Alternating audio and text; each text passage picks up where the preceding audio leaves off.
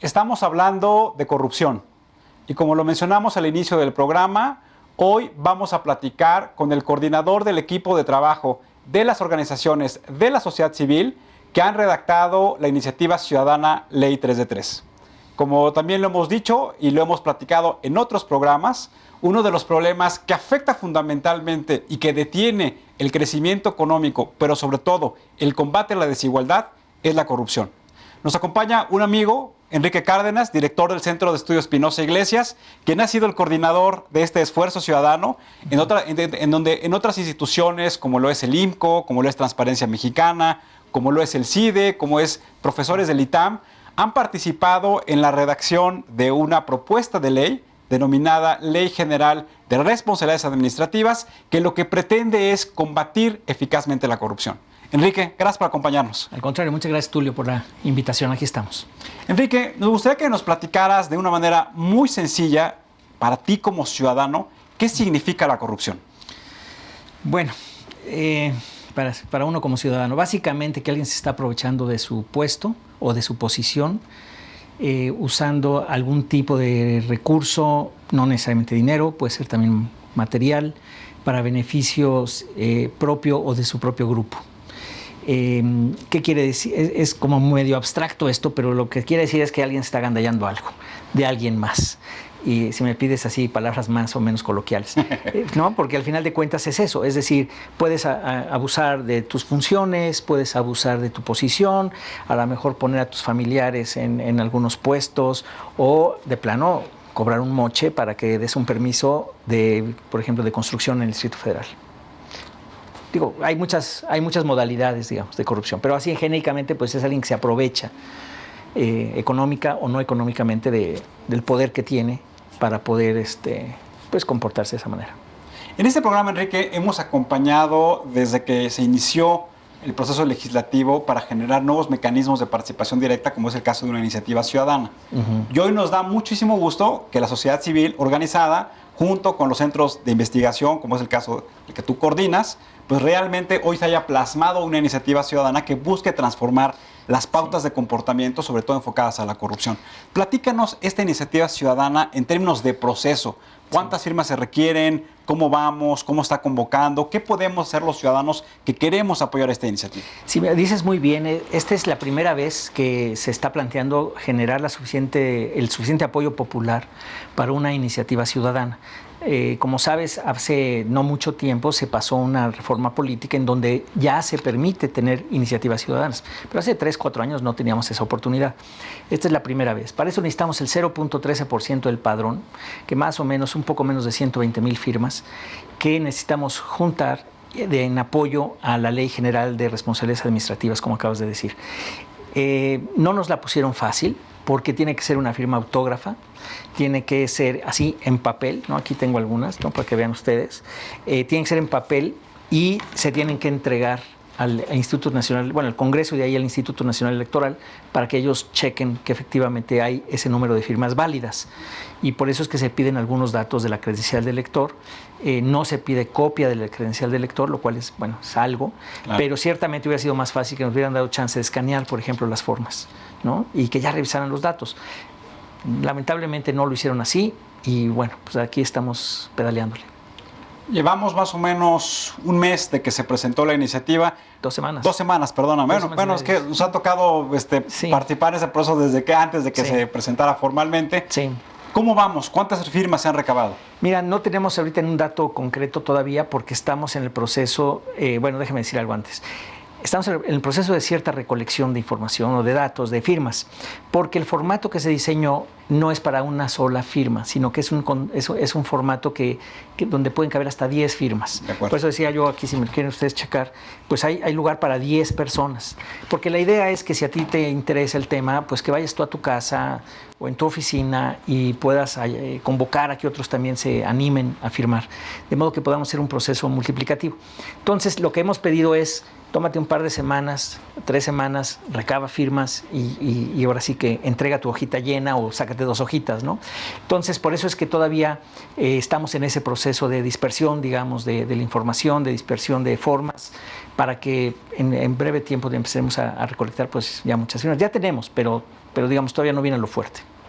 Como lo platicamos también al inicio del programa, esta ley de 3 de 3 lo que busca, que fue lo que se promovió en el proceso electoral pasado, que la declaración patrimonial, la declaración de conflicto de interés y la declaración de impuestos de las personas que usan recursos públicos o toman decisiones con recursos públicos, que le denominamos servidores públicos, pues la presenten de manera obligatoria. Así es. ¿Nos podrías platicar, en términos generales, cuáles son los elementos más significativos de esta iniciativa? Sí, mira, quizás valdría la pena mencionar realmente dónde se ubica esta iniciativa, nomás como contexto, digamos.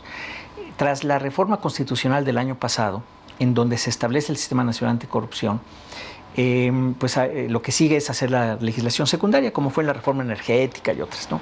Ahí, con base en esa reforma, vienen 2 pilares del sistema, que son 2 leyes nuevas, completamente nuevas. Una es esta, la de responsabilidades administrativas, y la otra es la del sistema propiamente dicho, la Ley General del Sistema Nacional Anticorrupción.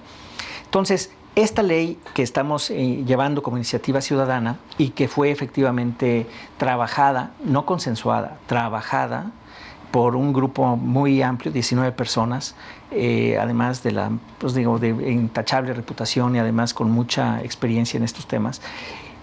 Ellos, digamos, nos abocamos a esta primera ley, a la Ley General de Responsabilidades Administrativas. Y lo que básicamente dice es cómo se debe de comportar una persona, en principio un servidor público, pero si te fijas el título no lleva la palabra servidor público. Es correcto. ¿No? ¿Por qué no? Porque no solamente es sobre servidores públicos. También abarca a empresas privadas, a personas privadas que a lo mejor en contubernio se juntan y generan, pues, o se comportan y hacen actos de corrupción. Entonces, por eso es que no se llama de servidores públicos. Tiene otra característica. O sea, lo primero que dice la ley es quiénes están sujetos a las leyes, a esta ley, cuáles son las conductas que se consideran graves y que son de corrupción, qué tipo de procedimientos hay de investigación y luego de procesamiento para estas personas o estas conductas que se detecten y demás. Y finalmente, bueno, cuáles son los tipos de sanciones y dónde se deben de ventilar estas sanciones. Eso es lo que dice esta ley, básicamente. Vamos desmenuzando, si te parece bien, para que los amigos que nos ven puedan conocer de manera muy sencilla los elementos que acabas de mencionar. Claro, Yo lo primero que tendríamos que preguntarnos es, hoy las iniciativas de ley están pasando por ser leyes generales, para que sean de observancia de todos. Platícanos la importancia que sea una ley general. Sí, eso es, qué bueno que lo preguntas, es fundamental. Una ley general, a diferencia de una ley federal, por ejemplo, o una estatal, la característica que tiene es que es de observancia general. ¿Qué significa general? Que abarca a todas las personas, no importa en qué poder del Estado se encuentre, es decir, considera a las personas, funcionarios públicos que están en el Poder Ejecutivo, en el Poder Legislativo y hasta en el Poder Judicial. Ya te imaginarás, eso pues es un cambio importante. 2, no solamente a nivel federal, sino en los 3 niveles de gobierno, es decir, el gobierno federal, el gobierno estatal y los gobiernos municipales. Entonces ahí, ¡zum!, tienes otro trancazo de gente. Y luego, obviamente, los funcionarios que están en los órganos constitucionales autónomos, pero también los candidatos a puestos de elección popular, los equipos de transición, los líderes de los partidos políticos y los partidos políticos en sí, los fideicomisos públicos. Entonces, ya estás abarcando realmente a un grupo de personas muchísimo más amplio. Y todavía las personas físicas y morales, privadas, naturalmente, que participan con servidores públicos o con este tipo de personajes que acabamos de mencionar y que, bueno, pueden incurrir en una conducta de corrupción. Ustedes han venido trabajando en tratar de identificar cuáles son las conductas de manera muy sencilla. Yo los invito a que se metan a la página ley3de3.mx, Correcto. en donde vienen una serie de cómics en donde lo que hacen es que de manera muy sencilla habla de esas conductas. ¿Por qué no nos platicas, Enrique, de qué es lo que han ustedes observado? Mira, fue un gran tema en la discusión el definir esas conductas. Y si quieres, te puedo yo ir platicando cada una de ellas. Prefiero sacar mis lentes para no equivocarme. Pero digamos, para que te des una idea, el soborno, todo el mundo sabe que es un soborno, pero bueno, es dar dinero o regalos para conseguir algún tipo de beneficio, ¿no? Entonces, obviamente, esa es una conducta grave de corrupción. El peculado, que sería el robo o el desvío de recursos desde el destino que debería ser para otro destino. Que si en lugar de usar el dinero para construir un puente, pues más bien te lo llevas para la campaña electoral, ¿no? Por decir. El tráfico de influencia, o sea, el aprovechar el puesto para beneficios de diferentes tipos, esa también es otra conducta delictiva de este tipo. El abuso de funciones, o sea, que tú te excedas, por ejemplo, bueno, el uso del helicóptero, ¿no? De acuerdo. Que para cosas personales. El enriquecimiento oculto, no ilícito, fíjate, es interesante, es el oculto. Es decir, el hecho de que no informa sobre la situación patrimonial y luego cómo se va moviendo. Hasta ahora, como sabemos, tenemos muchas declaraciones patrimoniales, se quedan ahí, nadie les hace caso, digamos, y parte de lo que se va a buscar es que sí se les haga caso, y ahorita digo por qué lado. Ese tiene que ver más bien con la Ley General del Sistema Nacional Anticorrupción. Y luego la obstrucción de la justicia también, ese es otro tema, ¿no? O sea, que obstruyas a que se haga justicia. La colusión entre diferentes competidores para obtener algún tipo de beneficio, el uso ilegal de información falsa o confidencial, ese es un delito bastante severo, el nepotismo, que es otorgar puestos a familiares, amigos, ya sea parientes en concesiones o empleos públicos, no tiene que ser dentro de tu estructura, como está ahorita, sino puede ser en cualquier lugar. Conspiración para cometer actos de corrupción. Este es muy importante porque lo que aquí se ve es que vas contra las redes de corrupción. Es decir, partimos de la premisa de que la corrupción casi siempre no es en forma individual, ¿no? Hasta un policía que te pide una mordida tiene que dar una mordida, o sea, tiene que dar tal cantidad, es una red, va para arriba, ¿no? O típicamente que pescan al chivo expiatorio, la última persona que firmó el cheque, digamos, pues es al que agarran, y no a toda la red que esto significa. Entonces, la parte de conspiración para cometer actos de corrupción también es importante. Estas son las 10 conductas consideradas graves, digamos, en términos de corrupción. Creo que es importante también lo que has venido planteando, Enrique, de que la corrupción no solamente tiene que ver con los que manejan o toman decisiones desde el punto de vista del servicio público, sino también tiene que ver con las empresas que participan en ese proceso. Así es. Entonces, me gustaría preguntarte, desde el punto de vista del colectivo Ley de 3 de 3, ¿cuáles deberían ser las acciones que debemos tomar los ciudadanos? ¿Cuáles son las acciones que se deben tomar desde el punto de vista legislativo para erradicar la corrupción también dentro de las empresas? Mira, aquí es interesante, fue un tema complejo porque en México pues esta figura simplemente no existía, esta forma, ¿no?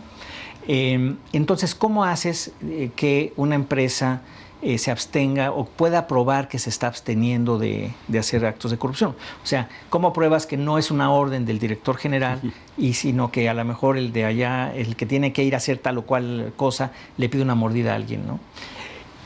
Ahí, por ejemplo, viene todo un procedimiento, es todo un capítulo de la ley respecto de eso, porque había que ser muy cuidadoso en no excederse, digamos, en términos de o cómo se pueden defender empresas que algún pillo dentro de su propia empresa, pero pues claro, que no tiene que ver con el dueño, digamos, pues se comporta de manera equivocada y que no se lleven a traer, no se pasen a traer a toda la empresa. Entonces, ese es un tema que está ahí. Este grupo sí puso a consideración de algunos empresarios cómo veían eso, cómo pues, tener su retroalimentación, ¿no? También de funcionarios públicos vigentes, porque también sabemos que muchísimos funcionarios públicos son honestos, son íntegros, y también había que protegerlos, o sea, que no se les persiguiera por cualquier cosa, ¿no? De acuerdo. Entonces, eso también es importante en ese sentido. O sea, esa definición clara de hasta dónde y cómo se pueden defender las personas, pues genuinamente, que no haya venganzas políticas, ya te imaginas, ¿no? O venganzas de otro tipo y que, oye, pues la gente debe tener su derecho de defensa. Mucho se ha platicado, Enrique, de que la manera como se accede a combatir la corrupción es a través de un instrumento muy sencillo, que se llama denuncia. Uh-huh. Y pareciera ser que hoy, en el sistema que prevalece en nuestro país, están puestos todos los incentivos para no hacer la denuncia, sino todo lo contrario. Así es. Ahí está este lenguaje coloquial que el que denuncia es tonto, que el que denuncia es ingenuo, que el que denuncia pues muchas veces va en solitario, sí, y es como si fuera el Quijote de la Mancha que va cabalgando en una llanura. ¿Cómo está observando esta iniciativa de ley poner los incentivos adecuados para que realmente los ciudadanos, los servidores públicos, los empleados de muchas organizaciones sientan que la denuncia realmente es un instrumento ciudadano? Sí, qué bueno que tocas ese tema. Yo creo que es fundamental porque efectivamente hasta ahora prácticamente hemos tenido, cuando son verdaderas denuncias a fondo y tal, casi héroes, ¿no? Héroes anónimos. Anónimos, o a veces no tan anónimos, y que luego sufren represalias, represalia del jefe, etc. Entonces, sí está también todo un capítulo relacionado con denuncias, que va desde la denuncia anónima hasta las denuncias en donde hay elementos que te protegen contra incluso tus propios jefes. También está la obligación de denunciar si tú ves que están cometiendo una fechoría, digamos, pues también se tiene que denunciar. Sí hay algunos incentivos que van pro la denuncia sana, digamos, como por ejemplo incluso uno que va a llamar la atención, que está tomado de la legislación de otros países, en particular americana, pero no es la única, donde denuncias que llegan, donde provees los elementos claros en los cuales el juez toma como fundamento para procesar y llevar a la cárcel a alguna persona o grupo de personas, y de ahí se recoge o se recupera parte de, digamos, si es que es una cuestión patrimonial, parte de la pérdida patrimonial que había tenido el Estado, entonces se puede llegar hasta un 10% de recompensa, por decir, para quien hizo esa denuncia y proveyó los elementos necesarios. Entonces, ahí te das cuenta, pues sí es un cambio rotundo de lo que teníamos, ¿no? Y como ese hay otros en donde efectivamente el quien denuncia se vuelve una especie como de testigo protegido, te das cuenta. Pues justamente para disminuir los costos de la denuncia. Ahora, hay que ser cuidadosos. No puede ser cualquier denuncia, va a pasar a su tamiz, ¿no? Pero porque puede haber muchas venganzas, puede haber muchas cosas de ese tipo también.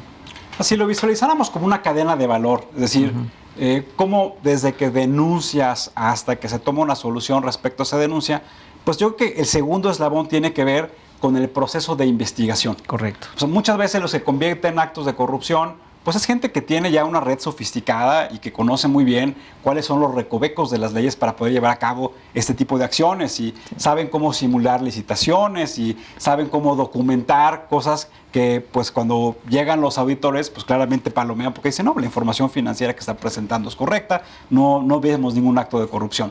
En esta iniciativa ciudadana, ¿cómo se fortalece la capacidad investigadora dentro de este nuevo entramado institucional que es parte del Sistema Nacional Anticorrupción? Sí. Bueno, mira, qué bueno también que mencionas, es un elemento central de la ley, cómo se investiga. Se define con mucha precisión, ahí sí es medio procesal el asunto, porque justamente lo que quieres es llegar al fondo del tema, por un lado, pero también proteger en esa investigación pues los derechos que las personas tenemos a la hora que se nos investiga. Si se nos está imputando algo que ni siquiera es, pues también tienes derecho de que ellos tampoco se pasen, ¿no? Entonces, en ese sentido, sí se le da una mucho mayor, digamos, fuerza a la parte de investigación, más capacidades. Se tomaron elementos, por ejemplo, de la ley de la COFESE, de la Comisión Federal de Competencia Económica, que ves que ahora le pusieron muchos más dientes a la hora de poder hacer investigaciones, que no tenían antes, ¿no? Casi tenían que ir a pedir permiso al dueño de la empresa para que les abriera, para que entonces iban. Entonces, bueno, acá es algo semejante así. Es quizás la parte más procesal de la ley, es decir, donde se especifica concretamente dónde está, cómo debe de ser el proceso, porque sí, puede haber muchos abusos ahí también en los procesos, y sobre todo dándole armas para llegar al fondo de los temas, ¿no? Que lo importante es que esté perfectamente convenido, que han trabajado ustedes para que lo procesal esté muy sólido, sí. Y de esa manera hay un término que utilizan los que se dedican al tema de tecnologías cuando están desarrollando una automatización, que dicen, si entra basura, sale basura.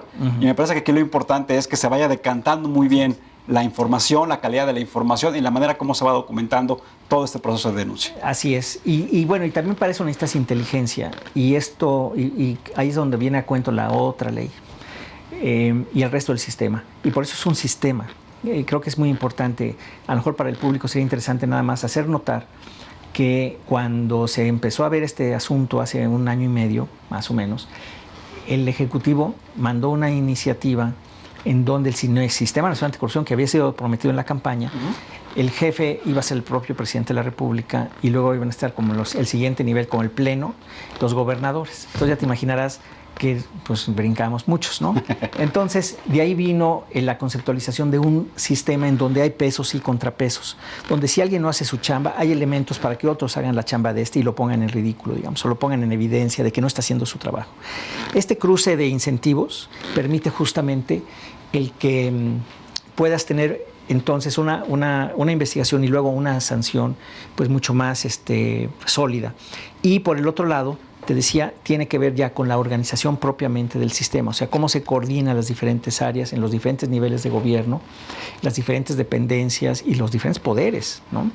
Para que efectivamente se genere inteligencia, se genere conocimiento de dónde están los huecos en los procesos, en las leyes secundarias de otras cosas, puede ser la ley de obra pública o lo que sea, donde se está detectando que hay frecuencias altas de corrupción. Entonces, el hecho de tener esos elementos y de tener una liga entre los sistemas informativos, desde el SAT hasta la parte de las declaraciones, por ejemplo, que actualmente no existe eso, o sea, lo que está pretendiendo es una plataforma que justamente te pueda cruzar información.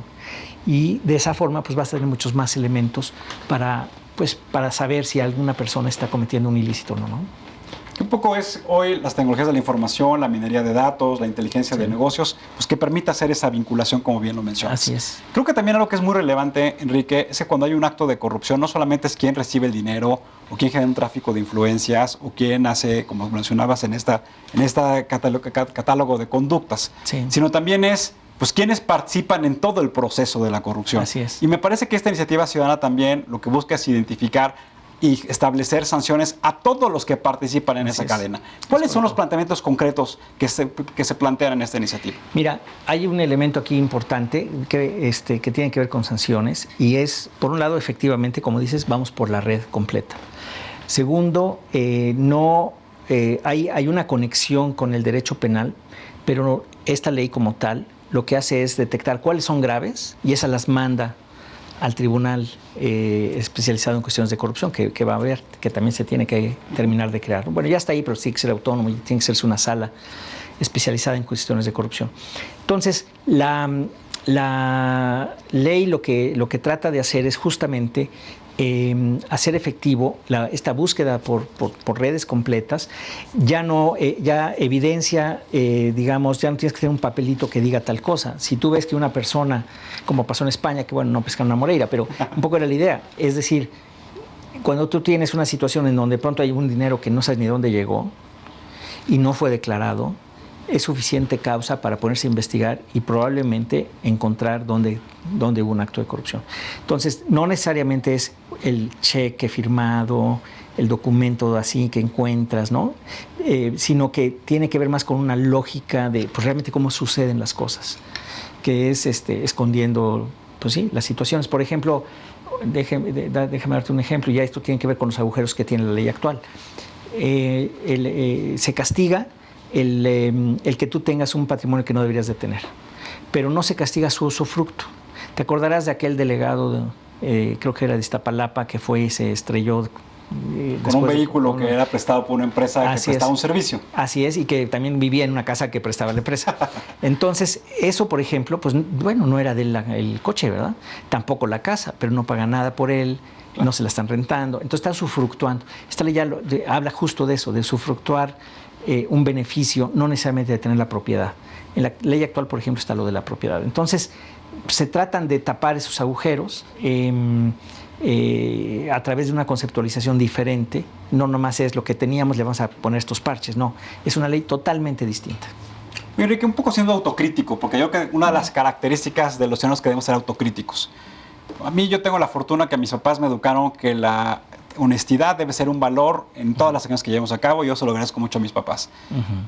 En esta iniciativa ciudadana hoy claramente está visualizada una Ley General de Responsabilidades Administrativas Pero hoy que ya se está haciendo este esfuerzo importante para que los ciudadanos puedan llenar su boleta y apoyar la iniciativa, también debería hacerse un impulso importante para que en la reforma educativa tenga la honestidad como uno de los principales valores que se impulsen en los contenidos de todos los niveles escolares. ¿Qué es lo que están planteando ustedes en ese sentido? Entonces, digamos, bueno, realmente esta ley no toca ese tema como tal. Bueno, sí habla de una cultura y de que se debe de promover y tal. Pero pues como tú bien sabes, tus papás te lo inculcaron. Si tú llegas a la escuela, a lo mejor tus papás se lo inculcaron, pero tú llegas a la escuela y ves que ahí hay, que pasan a los niños que pues le dan un refresco a los maestros todos los días o hasta un dinerito o qué sé yo, y no pasa nada, pues ves que realmente no tiene consecuencias. Y aquí quizás el enemigo principal de una cosa de estas es la impunidad.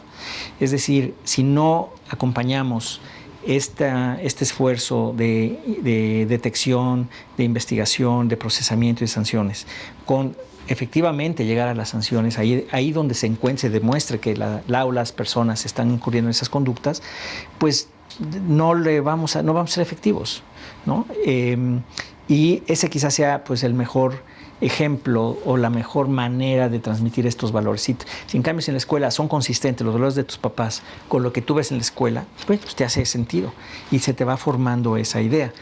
Quizás, claro, en clases hay que decirlo, pero sobre todo es el ejemplo, a mi modo de ver. Sobre todo es el ejemplo, lo que pasa todos los días. Todos los días, ¿sí? Y eso me parece que a veces pues lo dejamos un poquito de lado y ciertamente esta ley trata de ver conductas, no montos, ¿no? Sino conductas. ¿Qué pasa con? Y yo te aseguro que si no hay impunidad, el día siguiente, la próxima vez que un policía, digamos, me pasa un alto, lo que sea, me quiera extorsionar y cobrar una mordida, pues yo le decía, bueno, pues perdón, te tengo que denunciar porque me estás queriendo extorsionar, ¿no? Ya le va a pensar dos veces el policía si te pregunta según qué cara te vea, ¿verdad? Pero la verdad es que ya se va a poner más difícil. Y si efectivamente sucede que esa persona pierde su empleo, por ejemplo, pues es interesante. Se ponen los incentivos en el momento correcto, en el momento oportuno. Pues esa es la idea. Ahora, tampoco es una bala de plata, no quiere decir que con eso se resuelva todo, pero pues sí es un avance importante. Enrique, para concluir el programa, me gustaría preguntarte, tú que has estudiado de manera muy sistemática la movilidad social de nuestro país, ¿cómo afecta la corrupción a la movilidad social y cómo detona la desigualdad? Pues necesitamos otro programa de plano, Tulio, porque, mira, voy a poner algunos ejemplos, no tanto una cosa general, ¿no? Pero algunos ejemplos. Sabemos que la gente que está en los niveles de pobreza mayor difícilmente llega a la preparatoria. Tú dices, bueno, pues a lo mejor no tienen dinero, a lo mejor no tienen los incentivos, tal. Pero a lo mejor también es corrupción, porque muchas veces, quizás justamente en esos niveles, pues como lo vimos en las cárceles recientemente, ¿no? Sí, o sea, Topo Chico, o sea, no, son la mayoría de las cárceles donde hay ese tipo de corrupción, pues no, la gente no puede avanzar. Entonces, digamos, volviendo al tema de la educación, si tú ves que en tu escuela pues hay ese tipo de corrupción donde los maestros no van, o sea, no se cumple, porque también es corrupción, o sea, al final de cuentas no estás cumpliendo con tu deber. O si las escuelas no están recibiendo los dineros que deberían estar recibiendo porque alguien más se lo está llevando por otro lado, como está sucediendo con con los moches, ¿no? De los diputados que se abrogaron una cantidad de lana, que está terrible, pues te está pegando a que el niño, el muchacho o la niña tenga una mejor educación y pueda salir. Digo, es un pequeño ejemplo, pero pues ahí lo ves. Pero como ese, yo pienso que podríamos hablar de muchos más. Por ejemplo, tráfico de influencias. Pones a un cuate en un puesto público que pues, no tiene ninguna capacidad en lugar de alguien que sí tiene capacidad, nomás porque es tu primo o porque es tu sobrino, tu hijo, ¿no?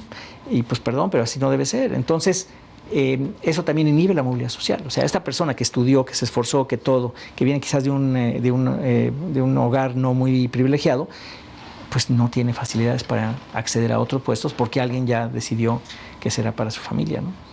El convenio como ese, pues le podemos buscar lo que tú quieras. Enrique, para concluir, ¿qué le sugieres a nuestros amigos que nos ven para que puedan promover la ley de 3 de 3? ¿Qué acciones ciudadanas concretas podemos hacer? Mira, gracias, sí. Bueno, primero chequen ustedes la página ley3de3.mx. Ahí viene mucha información, viene el texto de la ley, léanla, ojalá la puedan leer, porque realmente es sencilla de leer. Y viene también los formatos, estos formatos que tenemos aquí, donde se les pide que nos ayuden a conseguir firmas. ¿Qué concreto? Pues ir a buscar firmas, de plano. Y en la propia página hay todos los lugares donde se pueden entregar estas firmas. Desde luego están las organizaciones que están promoviendo esto, el IMCO, Transparencia, el DSEI, etcétera, pero están otras 120 lugares en todo el país. Estamos agregando lugares todos los días y ahí se podrían entregar estas hojas con las firmas, pero necesitamos eso. Necesitamos muchas más de 120,000 firmas. Eso quizás sea lo que más quisiera yo decirles. Necesitamos 120,000 firmas y déjenme decirles algo más. 120,000 firmas nos dan chance de entrar al partido. Claro. Pero seguramente vamos a entrar como con 4 jugadores menos, ¿no? O bueno, a lo mejor los 11, pero medio no muy buenos. En cambio, si traemos 500,000 firmas o 1,000,000 de firmas detrás, a la hora de la lucha cuerpo a cuerpo, que eso me gustaría también comentar, las personas que hicieron esto, estas 19 gentes, no todas, pero sí como 15 de ellas, están dispuestas a dar la batalla cuerpo a cuerpo. Es decir, argumento por argumento, en la comisión del Congreso donde sea necesario, o en presidencia, o donde haga falta. Esto es muy importante. O sea, no se trata de sacar esta ley y ahí les va y a ver qué hacen con ella los señores del Congreso. No, vamos a luchar pedacito por pedacito. Y creo que eso le debe dar confianza al público de que no se trata de sacar una iniciativa y ya, sino de hacerla una realidad. Y bueno, pues vamos por eso. Enrique, muchas gracias como siempre por tu trabajo ciudadano. Gracias por acompañarnos en el programa. Y amigos, pues decirles que hay 15 personas que están dispuestas de dar cuerpo a cuerpo en la defensa de los argumentos legales de la iniciativa.